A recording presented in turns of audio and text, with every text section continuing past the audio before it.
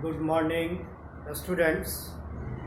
Today we have to discuss about lenses and thin lenses, either thick lenses, its aperture, focal length, focal plane, brightness, that is intensity of image.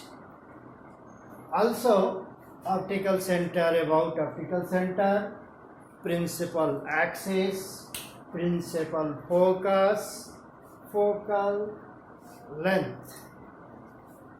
तो इस तरह से ये सारे points का discuss करना। इसके पहले वाले वीडियो में आप लोगों को बताया गया था लेंस क्या है, डिफाइन किया गया था, लेंस का बिहेवियर क्या है, लेंस का टाइप कनकेव कन्वेक्स होता है।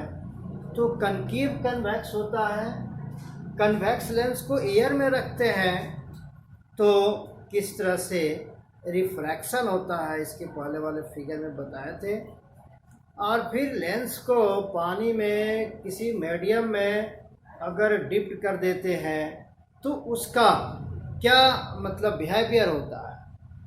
तो ये देखा जाए कि लेंस का रिफ्रैक्टिव इंडेक्स सराउंडिंग मीडियम के रिफ्रैक्टिव इंडेक्स के रिस्पेक्ट में कम होता है, तो that convex lens behave such like diverging lens. But when diverging lens is placed in a denser medium and the refractive index of the lens is small compared to the surrounding medium, then that lens, that is diverging lens, behaves like a converging lens.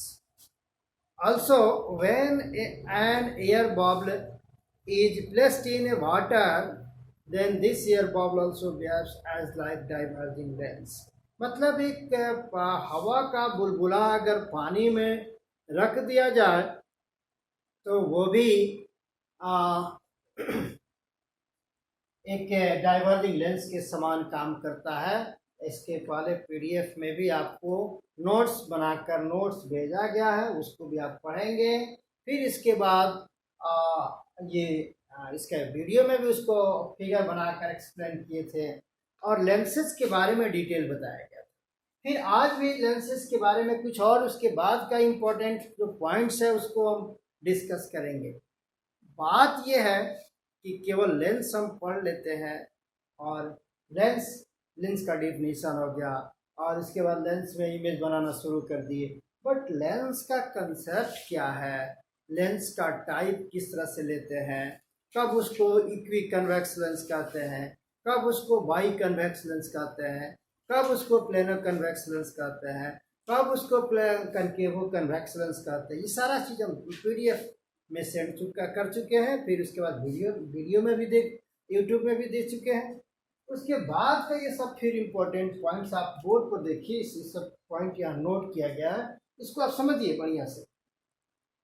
तो जितना अगर lens आप पढ़ते हैं, इसी से बहुत सारा क्वेश्चन भी पूछे जाते हैं ऑब्जेक्टिव में, आप अपना 12th में और फिर उसके बाद कंपटीशन में, एनडीए में, जेई मेन में, ठीक है, और इस तरह से आपको नीट में, अदर एग्जामिनेशंस, टेक्निकल एग्जामिनेशंस में सब पूछे जाते हैं। इसलिए लेंसेज का देखा जाए तो मेरे समझ से एक शॉर्ट टाइप बताना कहीं से कोई ठीक है उचित नहीं है, क्योंकि आपको उस तरह से क्वेश्चंस पकड़ाएगा।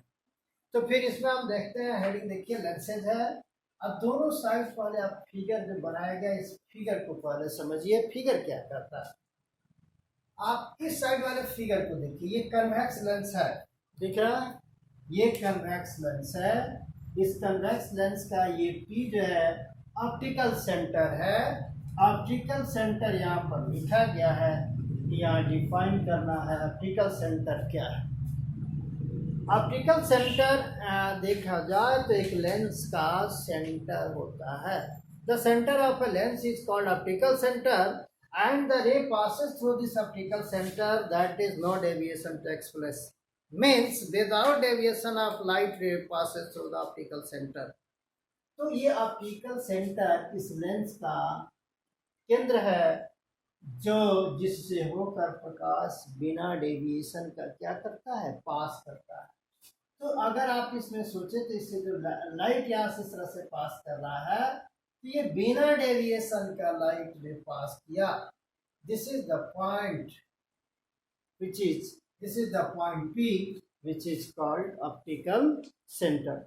अर्थात ध्यान रखिएगा प्रकाशीय केंद्र। तो यहाँ पोल नहीं बोलेंगे, मिरर में पोल होता है, वो भी जो है उस मिरर का सेंटर होता है, मिडिल पॉइंट होता है। यहाँ भी एक लेंस का सेंटर होता है जिसको प्रकाशीय केंद्र कहा जाता है। इसका हिंदी क्या हो गया? प्रकाशीय केंद्र। तो प्रकाशीय केंद्र जो है वो क्या है? एक लेंस का मिडिल पॉइंट है, दैट इज सेंटर है। तो उसी सेंटर को ऑप्टिकल सेंटर कहा जाता है। इसको P से डिनोट किया जाता है।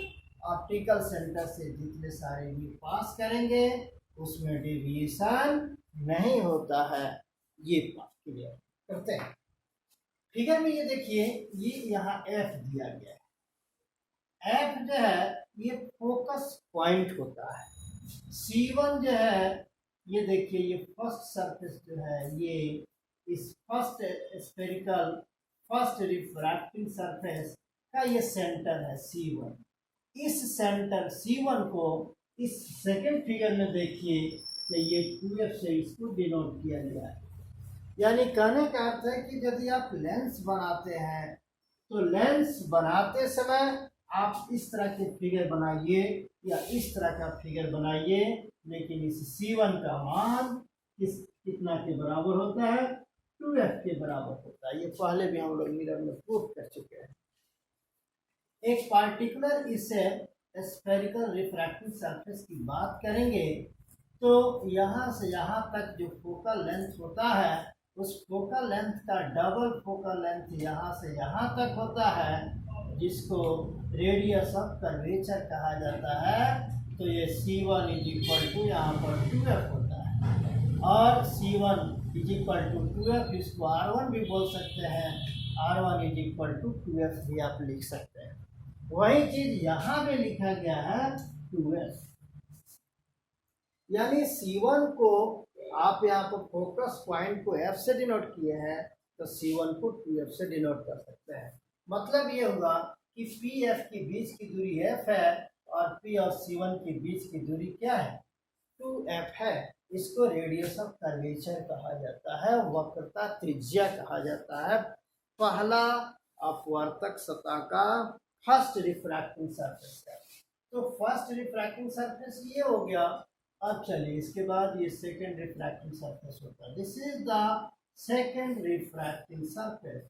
ये सेकेंड रिफ्रैक्टिंग सरफेस का सेम इसी तरह से बात करें तो इसका सेंटर ये होता है, इधर से C2 सपोज किया गया है। सेम वही बात है। फिर इसका यहाँ से यहाँ तक इसका फोकल लेंथ ये है F। तो इस C2 को भी हम 2F लिख सकते हैं। राइट साइड का फोकस लेंथ फोकस पॉइंट है, सेंटर ऑफ कर्वेचर है। ये लेफ्ट साइड का फोकस पॉइंट है और सेंटर ऑफ कर्वेचर है। तो C2 के बदले यहाँ पर क्या रखा गया है? 2F और फिर F के बदले यहाँ पर F है। तो इसी तरह से C2 यानी C2 के बदले 2F लिखने में कोई दिक्कत नहीं है। ये भी क्या है? यानी रेडियस ऑफ कर्वेचर है। सेकेंड देखा जाए तो सेकेंड रिफ्रैक्टिंग सरफेस का लेंस के बारे में बताया गया है कि लेंस एक ट्रांसपेरेंट मटेरियल है which surrounded by two curved refracting surfaces. Either at least one curved refracting surface is called lens. तो वही चीज है। तो अगर इसमें से देखा जाए तो एक है प्लेन। अगर यहाँ पर ये R1 हो गया तो इसका R2 यहाँ पर R2 सेकेंड रिफ्रैक्टिंग सरफेस का रेडियस ऑफ कर्वेचर 2F यहाँ भी हो जाएगा, इसका फोकल लेंथ F हो जाएगा।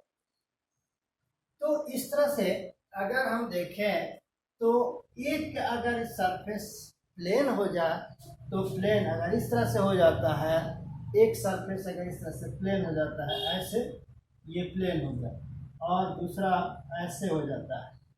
तो इसका मतलब है कि इसका जो रिफ्रैक्टिव, इसका जो रेडियस है, अर्थात इसका रेडियस इनफाइनाइट हो जाता है, इनफाइनाइट।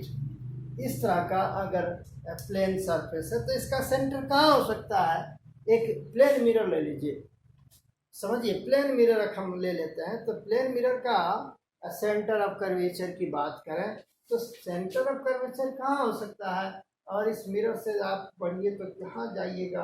अर्थात हम लोग अनंत पॉइंट पर अगर पहुँचते हैं, इन्फिनिटी पॉइंट पर पहुँचते हैं, तो वहाँ जाकर लगता है कि सेंटर ऑफ कर्वेचर मिलेगा। तो अर्थात इस प्लेन सरफेस का, प्लेन मिरर का पूछा जाए कि सेंटर ऑफ कर्वेचर क्या होता है, तो इन्फिनिटी होता है। सेंटर ऑफ कर्वेचर इन्फिनिटी होता है, रेडियस ऑफ कर्वेचर उसका इन्फिनिटी होता है। इसीलिए आप देखिए ये प्लेन सरफेस है और प्लेन सरफेस है तो इसका रेडियस ऑफ कर्वेचर क्या होगा? इन्फिनिटी होगा, ठीक है। लेकिन सेकंड सरफेस का सेंटर एक सर्टेन सेंटर है, निश्चित सेंटर है, इसलिए ये इसका सेंटर यानी इसका रेडियस r होगा। यहाँ r2 इक्वल टू r लिया जाए तो r होगा।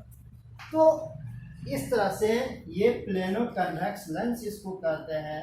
ये हो गया प्लेनो कन्वेक्स लेंस। इस प्लेनो कन्वेक्स लेंस में पहला प्लेन होता है, इसका रेडियस इन्फिनिटी, और दूसरा सरफेस जो होता है इसका रेडियस r होगा। अब यही बात है, हम लोग अगर इधर राइट साइड की बात करें तो ये राइट साइड, लेंस के राइट साइड में फोकल लेंथ का वैल्यू पॉजिटिव होगा, 2f यहाँ पर लिखा जाएगा तो पॉजिटिव होगा। और लेफ्ट साइड की बात करते हैं तो इस फोकल लेंथ का वैल्यू निगेटिव होगा। साइन कन्वेंशन को ध्यान में रखा जाए तो साइन कन्वेंशन मानने के लिए ये जो ऑप्टिकल सेंटर है इसको हम लोग मुख्य रूप से ओरिजिन मानते हैं। तो आगे हम चलकर साइन कन्वेंशन को एक बार रिपीट कर देते हैं, फिगर बनाकर क्लियर कर देंगे।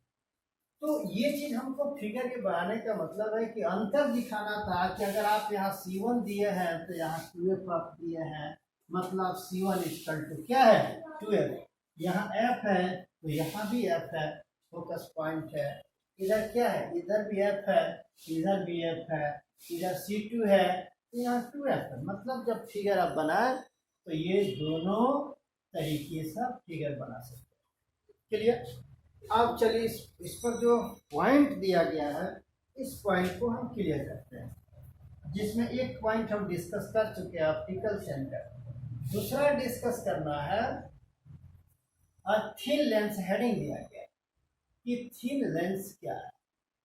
ये थिन लेंस, पतला लेंस क्या है? पतला लेंस का डिफिनीशन अगर हम बताएं तो इसमें होता क्या है कि इसमें देखा जाए तो लेंस जो होता है उसका थिकनेस पतला होता है। द थिकनेस ऑफ, ये देखा जाए तो छोटा होता है। The thickness of the lens is small compare to the other dimensions like object distance. अर्थात यानी वस्तु, यानी जो लेंस का मोटाई होता है वो दूसरे बीमा के रिस्पेक्ट में, अर्थात एक वस्तु दूरी के सापेक्ष उसका जो मोटाई होता है, लेंस का मोटाई छोटा होता है। इसीलिए लेंस, उस लेंस को थिन लेंस कहा जाता है। बात समझे? अर्थात लेंस से वस्तु की जो दूरी होता है वो दूरी तो बहुत बड़ा हो गया, अर्थात उस दूरी से के रिस्पेक्ट में इस लेंस का जो मोटाई होता है वो क्या होता है? कम होता है। तो उसी को क्या कहते हैं? थिन लेंस कहा जाता है। The thickness of the lens is small compare to the other dimensions like object distance is called thin lens. और खासकर हम लोग को ऑप्टिकल, हम लोग ज्योमेट्रिकल ऑप्टिक्स पढ़ रहे हैं। ज्योमेट्रिकल ऑप्टिक्स में जितने सारे थ्योरी पढ़ना है, लेंस को लेकर एक्सप्लेन करना है, उस थ्योरी में we have to take in only thin lens. केवल हम लोग को थिन लेंस ही लेना है। तो इसीलिए थिन लेंस का डिफिनीशन आप समझ गए होंगे। इसका मैं पीडीएफ भी भेजा था, thin lens define thin lens, उसका डिफिनीशन भी लिखा हुआ था। अभी देखिए ये पॉइंट यहाँ पर दिख रहा है आपको, थिक लेंस, तो इसकी जरूरत हमको नहीं पड़ता है। थिक लेंस की आवश्यकता हमको नहीं पड़ता है। जो मेडिकल ऑप्टिक्स में शायद कहीं कभी शायद इसकी चर्चा कर दी जाती है। थिक लेंस की बात अगर हम करें तो इसकी आवश्यकता नहीं होती है, क्योंकि इसका मोटाई ज़्यादा हो जाता है और ज़्यादा होने से इसमें कुछ कैलकुलेशन वगैरह में प्रॉब्लम होता है। थिन लेंस में प्रॉब्लम नहीं होता है, इसमें ऑब्जेक्ट डिस्टेंस, इमेज डिस्टेंस हिसाब में अप्रॉक्सीमेशन लेने में आसानी होता है। तो ये रहा थिन लेंस। चलिए, थिन लेंस का मतलब क्या है? पतला लेंस। इसका मतलब पतला लेंस। ये अब दूसरा पॉइंट पर हम डिस्कस करते हैं। दूसरा पॉइंट क्या है? एपर्चर। एपर्चर का मतलब द्वारक।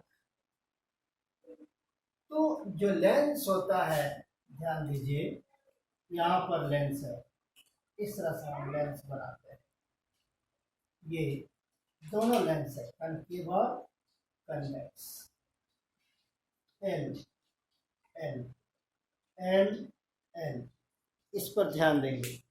आप देखिए, ये यहाँ देखिए, यानी इस लेंस का जो यहाँ पे ये थिकनेस है, ये जो मोटाई है यहाँ पे, ये और ये यहाँ पर ये जो मोटाई आप देख रहे हैं यहाँ पर, इसका जो मोटाई है एल और एल, इसका एल और एल, अर्थात यहाँ पर लिख सकते हैं एल एल।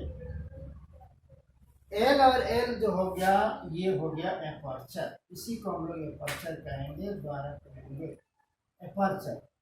यानी यहाँ से यहाँ तक इस लेंस का जो मोटाई दिख रहा है, ऐसे मोटाई दिख रहा है, ऐसे मोटाई दिख रहा है, यहाँ से यहाँ तक, एल से लेकर इस एल तक, इसी को एपर्चर कहते हैं। यहाँ भी है, यहाँ से यहाँ तक इसका जो एल है, इस एल को ले लीजिए, जिसको इस तरह से डिनोट किया है, फिर इस एल को ले लीजिए, अर्थात इस एल को, एल से इस एल से एल तक का जो मोटाई है, इसी को एपर्चर कहा जाता है।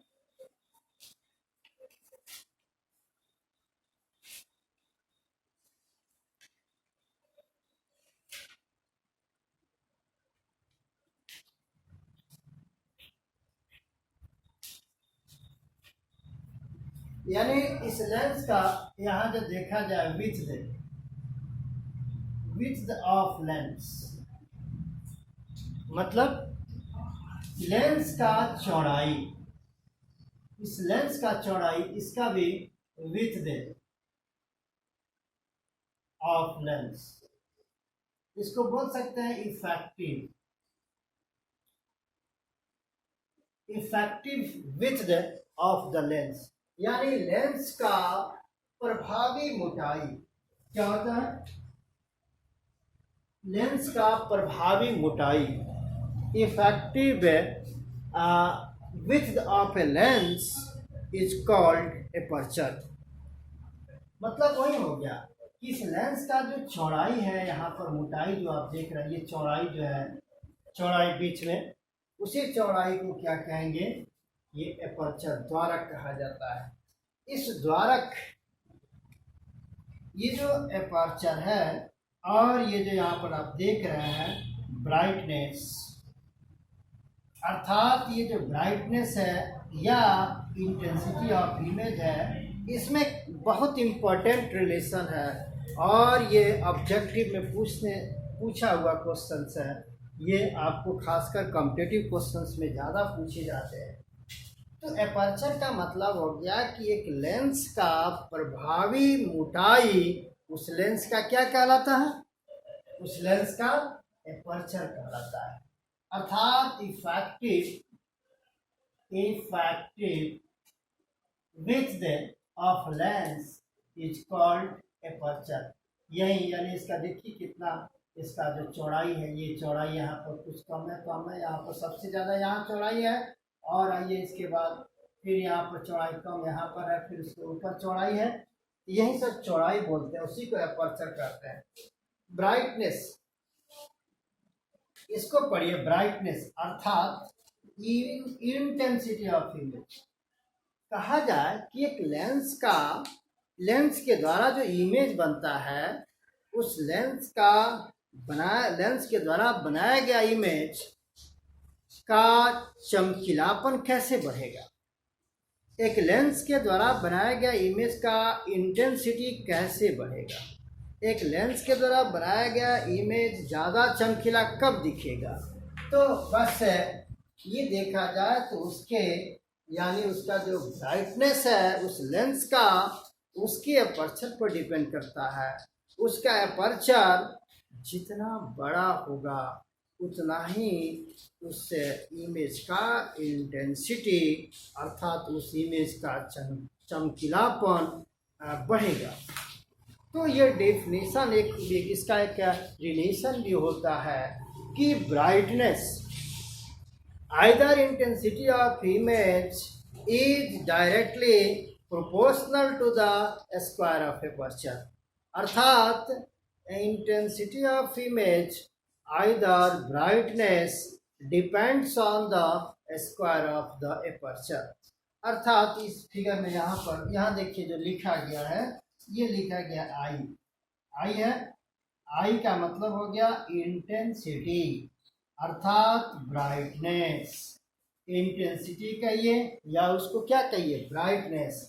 ये जो इंटेंसिटी या ब्राइटनेस है ये किसके, एपर्चर के स्क्वायर के यहाँ समानुपाती है, एपर्चर के स्क्वायर के समानुपाती है, प्रोपोर्शनल है।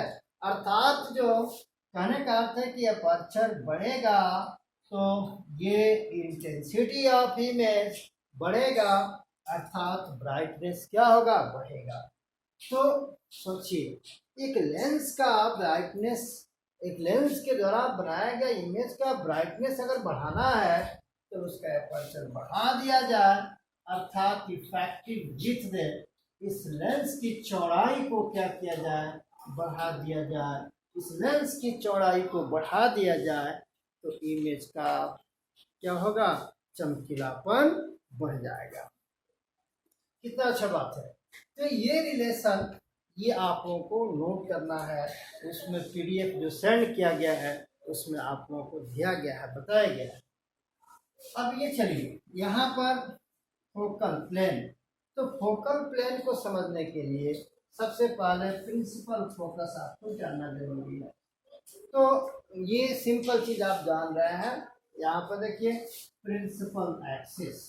तो प्रिंसिपल एक्सिस ऊपर आप फिगर देखिए, यानी सेंटर एक लेंस का, ये देखिए ये जो लेंस है, ये लेंस है, इस कौन लेंस है, कन्वेक्स लेंस। इस कन्वेक्स लेंस के दोनों सेंटर को, इधर C1 है, इधर क्या है C2, यानी दोनों सेंटर को मिलाने वाला लाइन ऑप्टिकल सेंटर से पास करता है, तो इस लाइन को प्रिंसिपल एक्सिस कहा जाता है।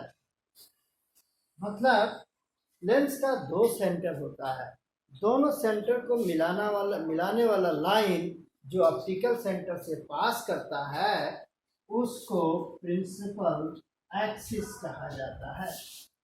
तो इस तरह से प्रिंसिपल एक्सिस एक देखा जाए तो दोनों सेंटर को मिलाने वाला लाइन है, और खासकर प्रिंसिपल फोकस इसमें क्या होना चाहिए। तो प्रिंसिपल फोकस की बात अगर करते हैं तो लाइट सभी इन प्रिंसिपल एक्सिस के पैरेलल आती हुई प्रकाश किरणें लेंस से अपवर्तन के बाद प्रिंसिपल एक्सिस के एक पॉइंट पर मिलती है या मिलती हुई प्रतीत होती है, तो उस पॉइंट को प्रिंसिपल फोकस कहा जाता है, अर्थात प्रधान फोकस कहा जाता है। तो ये सोचिए प्रधान फोकस, यानी लेंस के प्रधान अक्ष के समानांतर। सोचिए यहाँ पर आपको यहीं पर बताते हैं, इस फिगर में देखिए लेंस के प्रधान अक्ष के समानांतर ये प्रिंसिपल एक्सिस है, प्रिंसिपल एक्सिस है ये देखिए। और इस प्रिंसिपल एक्सिस के समानांतर अगर लाइट रे यहाँ पर कहने का अर्थ है कि प्रिंसिपल एक्सिस के पैरेलल आ रही है, तो यहाँ से रिफ्रैक्शन के बाद ये देखिए एक पॉइंट पर कटती है, यहाँ पर रियली कट कर रही है, यहाँ पर देखिए इस तरह से यहाँ पर ये रियली कट कर रही है। फिर यहाँ देखिए इस पॉइंट, फिर आप यहाँ पर देखिए ये, इसका मतलब अर्थात एक पॉइंट पर इसको कटना चाहिए यहाँ पर। तो ये जो पॉइंट है जहाँ पर सभी, अर्थात ये जो रे कहाँ से आ रहा है, इन्फिनिटी से सभी रे आ रहे हैं, आ रहा है ये प्रिंसिपल एक्सिस के पैरेलल, तो सब का सब क्या हो रहा है, एक पॉइंट पर मिलती है, रियली इसी पॉइंट को प्रिंसिपल फोकस कहते हैं। अगर हम ये देखिए, अगर हम कनकेव ले लें, अगर हम कनकेव लेंस ले लें तो वहां मिलती हुई क्या होती है, प्रतीत होती है, वहां मिलती हुई प्रतीत होती है कनकेव लेंस।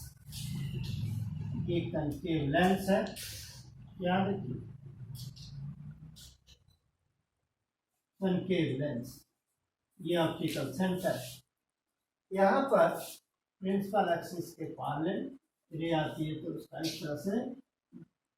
इस तरह से लाइट रे रिफ्रैक्ट करती है, इससे रिफ्रैक्टेड रे को पीछे अगर बढ़ाते हैं तो इस पॉइंट पर कटती हुई प्रतीत होती है।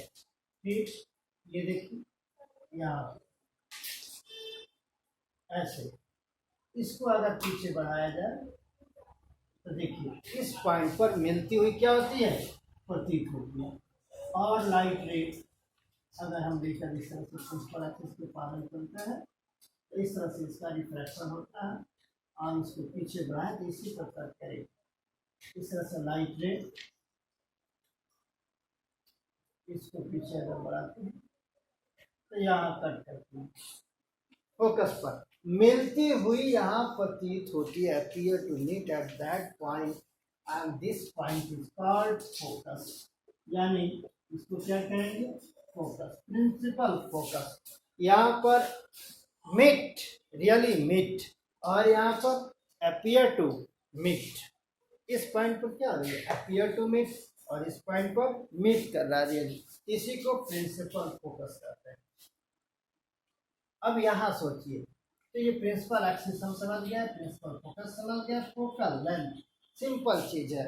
आप देखिए ये जो पोल है अगर ऑप्टिकल सेंटर है, तो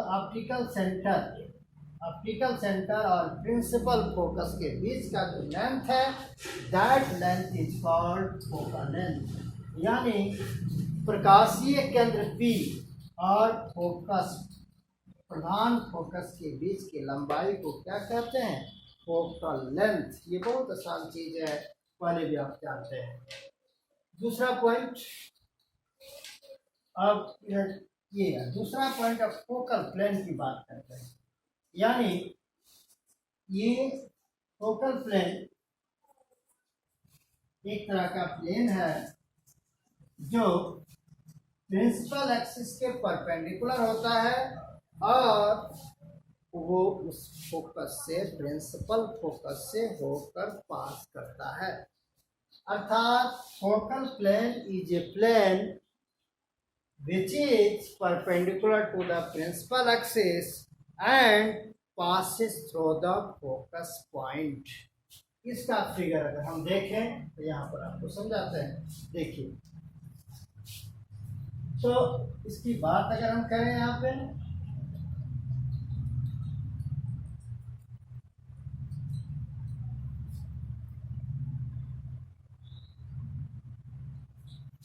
ये लाइट रे इस तरह से देखिए, यहाँ पर वास्तव में कट कर रही है, उस पर अंतर प्रिंसिपल एक्सिस के समानांतर। यहाँ पर देखिए, अब यहाँ पर जो इससे एक प्लेन यहाँ पर ड्रॉ किया जाएगा, एक प्लेन को ड्रॉ करेंगे।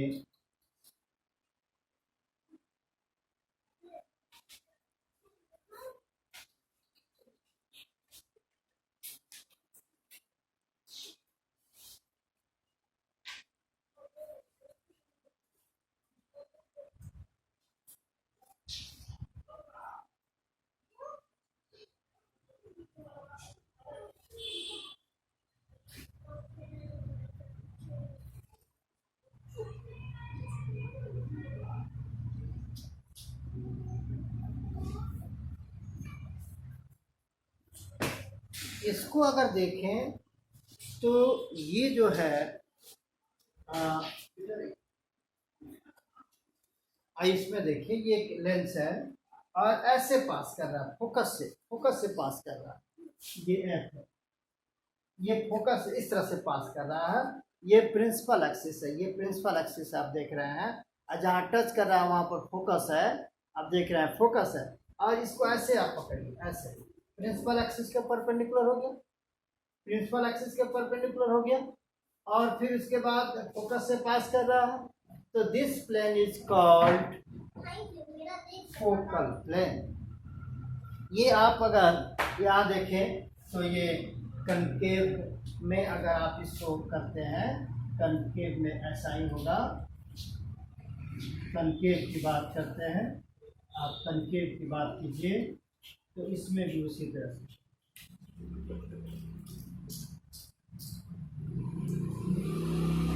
इसको यहाँ पर मिला दें, यहाँ फिर इसको यहाँ पर मिला दें।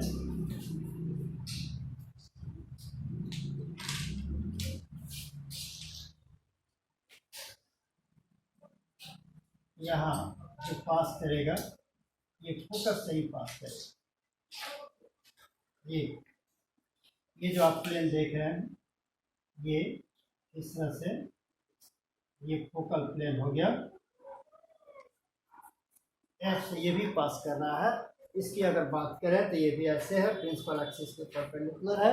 अगर फिर ऐसे परपेंडिकुलर है, ऐसे आप इसको देख लीजिए, परपेंडिकुलर ऐसे लाइट रे जा रहा है, और ये प्रधान अक्ष है इसके प्रिंसिपल एक्सिस के परपेंडिकुलर है। ये क्या हो गया, फोकल प्लेन। ये भी हो गया फोकल प्लेन। फोकल प्लेन यहाँ भी ये देखिए इस तरह से होता है।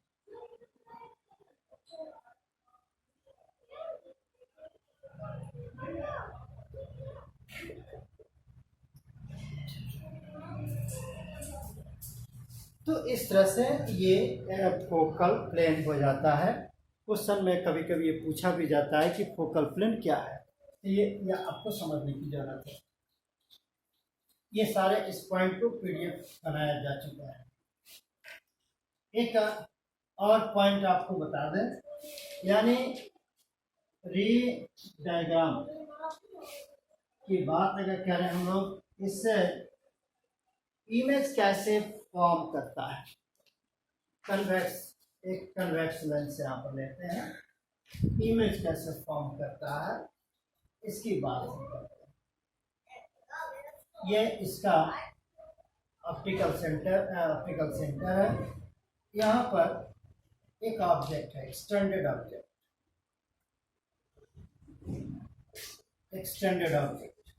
इस तरह से लाइट रे प्रिंसिपल एक्सिस के पैरेलल जाएगा, रिफ्रैक्शन के बाद फोकस से पास करेगा, ये फोकस हो गया।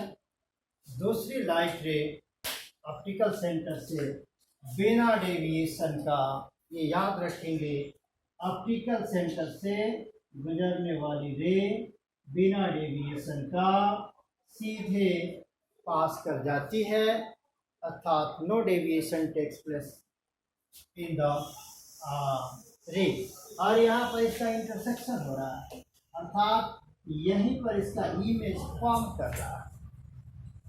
अगर आप देखें तो इस पॉइंट से इस पर परपेंडिकुलर डालें तो इस तरह से इमेज फॉर्म करता है। This is the real image. ये रियल इमेज का यहाँ पर फॉर्मेशन हो रहा है। अर्थात एक सिंपल ये देखा जा तो एक इमेज का फॉर्मेशन हम आपको दिखा रहे हैं थ्रू रे डायग्राम। और सारे रे लेकर भी आप आ सकते हैं। एक रे को यहाँ पर लेकर आइए ऐसे, ये ऑप्टिकल सेंटर के नीचे देखिए, इसका इस तरह से रिफ्रैक्शन होगा, ऐसे जाएगा। अर्थात इसका रिफ्रैक्शन अगर इस तरह से हो रहा है, ये ऐसे जाएगा तो कटेगा यहीं पे।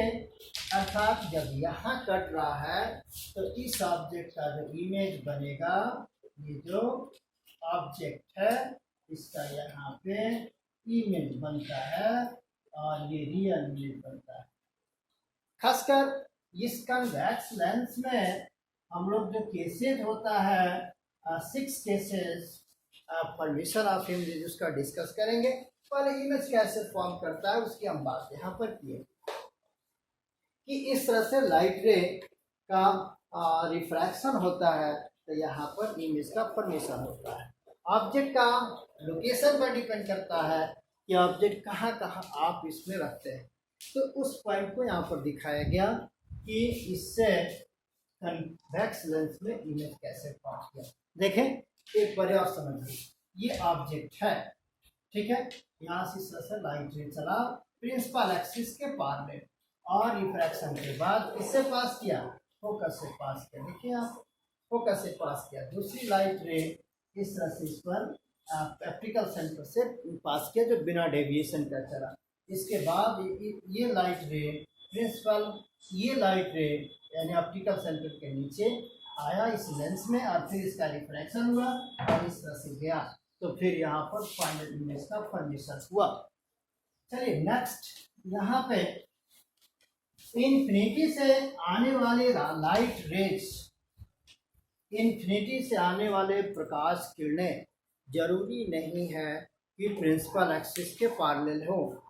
इन्फिनिटी से आने वाली प्रकाश किरणें आपस में समानांतर होती है, आपस में पैरेलल होती है और इस तरह से उसका रिफ्रैक्शन के बाद इस कन्वेक्स लेंस के द्वारा इमेज फोकस पर बनता है।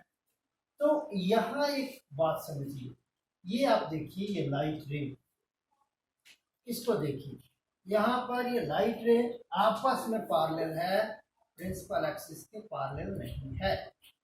ये लाइट रे आपस में पैरेलल, ठीक है, अर्थात इसका जो इमेज का फॉर्मेशन है लाइट रे, ज़्यादा इसको हम लोग बैंड किए,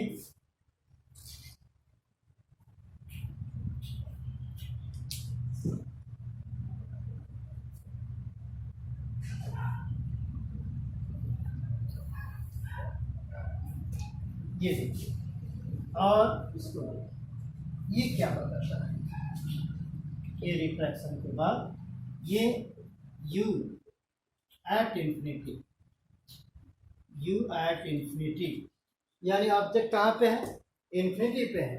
इस रे को देखिए, इस रे को देखिए, इस रे को देखिए, ये आपस में क्या है, पैरेलल है। और after refraction through the lens, convex lens form a real image at this point, and that is if we draw perpendicular at the principal axis, this point will be focus and A dash and B dash will be image. This is the real image of object which is placed at infinity. Means अब ये जो image यहाँ पर form कर रहा है, ये image, this is the extended image which form after refraction through the lens, which form after the refraction through the lens, A dash B dash lens के रिफ्रैक्शन के कारण फॉर्म कर रहा है। तो यहाँ पे ये इमेज यानी किसका इमेज है, ऑब्जेक्ट कहाँ पे है, इंफिनिटी पे है, तो उस इंफिनिटी पर प्लेस्ड ऑब्जेक्ट का ये क्या बनता है, रियल इमेज बनता है। और रियल इमेज कहाँ पर बनता है, फोकस पर बनता है। तो इस तरह से एक सिंपल रे डायग्राम यानी अर्थात एक इमेज कैसे बनता है कन्वेक्स लेंस का, वो आपको हमने यहाँ पर बताया। तो ये आप रे डायग्राम क्लियर रखेंगे। इसके बाद हम लोग पढ़ेंगे लोकेशन, अगले वीडियो में लोकेशन ऑफ इमेजेस, यानी इमेजेस का क्या लोकेशन होना चाहिए, अर्थात कन्वेक्स कनकेव में क्या क्या केसेस होता है उसको पढ़ेंगे।